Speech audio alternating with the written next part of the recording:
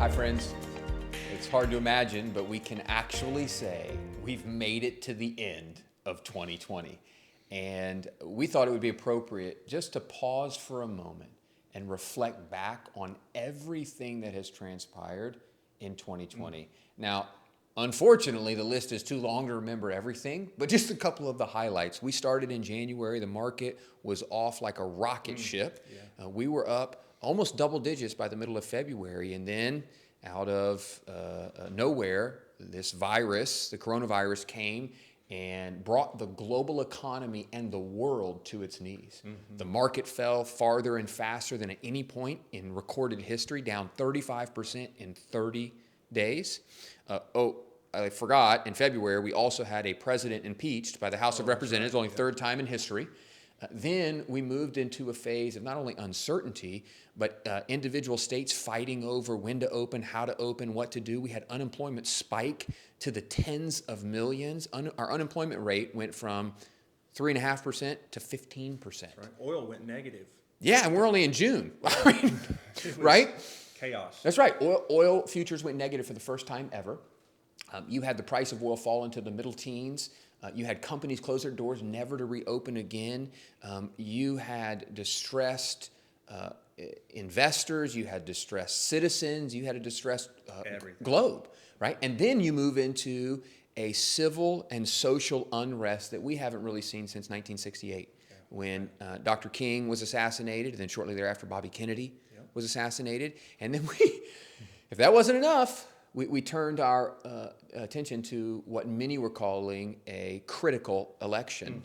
And some... Again, the world was watching. Right. Some feel that we've got a president, some feel that we don't. And we're in December, and... We don't know who our Senate's going to be controlled by. That's right. A special election runoff. I mean, the list goes on and on and on. But yet, the S&P 500 is up 15.5%. Yeah, think about it. We were standing here roughly a year ago today talking about the markets had an opportunity to be up 15%. Yeah, and we advised that, adjusted that down during the middle of the pandemic, but we knew that the fundamentals were there. Yeah. And this is one thing we've been talking with clients about as we've had phone calls, Zoom meetings, face-to-face, and everything in between. Three things that the market cares about. Because at the end of the day, it's not focused on presidents, and it's not focused on pandemics. It's profits. And so if you go back to March and April of this year, when the federal, state, and local government were shutting down companies for health reasons, they didn't shut down Home Depot. No, it was small companies. That's right, private companies only. And so those private consumers still needed to consume. So where did they go? To publicly traded companies. So you've got it online. That's right. So all these publicly traded companies and companies that were still open received a fresh influx of cash. But then what did they do? In the midst of that, those companies got very creative with how to continue to allow consumers to consume in new and creative ways. And accelerated trends that would have happened over the next 3 to 5 years. Now, how many people have ordered their groceries? Yeah. Had everything possible delivered to their house. That's right. I used Instacart, which is a grocery delivery service. Even though I knew about it before, I never found a reason to do it, but now I did. Verizon now does hands-free home installations. They send you all the equipment when you're doing a Verizon setup, and then they walk you through it. And only if you need a technician do they show up today. Jeez. So those two things, right? And then the third thing. The American consumer is actually as healthy as they've been in 20 years. That's according to CNN, because people aren't doing things at the same rate they were last year. Travel, eat out, extracurricular activities, whatever it is. And the U.S. banking system estimates that there's been an additional $1 trillion added to savings accounts. So you've got a healthy consumer, you've got more ways to consume than ever before, and you've got private companies' profits rolling into publicly traded companies.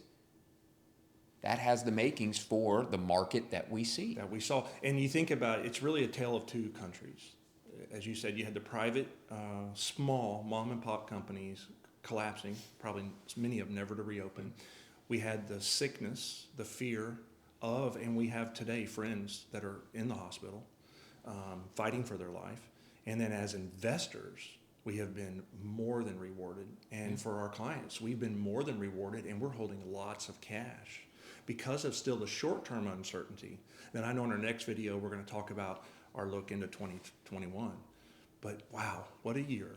But it really is the tale. And it reminds me a lot of coming out of the real estate crash, the financial crisis crash. I remember we would talk to our clients about it's going to feel cruddy to be an American while the markets will leave the feeling behind. And it's because of what you said. It's always about profits. That's right. This year has been a year unlike any other. We hope we don't repeat it. But I think what we've learned together and what's been established, even though it was already there, is for our clients, we really can walk through anything. Yes. And it's been our pleasure, Scott, myself, our team, to walk through this unique year together. And we look forward to a light at the end of the proverbial tunnel. But stay tuned for our next video, because we've got big and exciting things that we're expecting in 2021. And I just want to add, for our clients and our friends who have family, loved ones that are fighting for their life in the midst of this virus, we're praying for you, we are with you, and we love you guys. And that's something that is very unique in our industry. So God bless, and let's close the book on 2020. See you next time.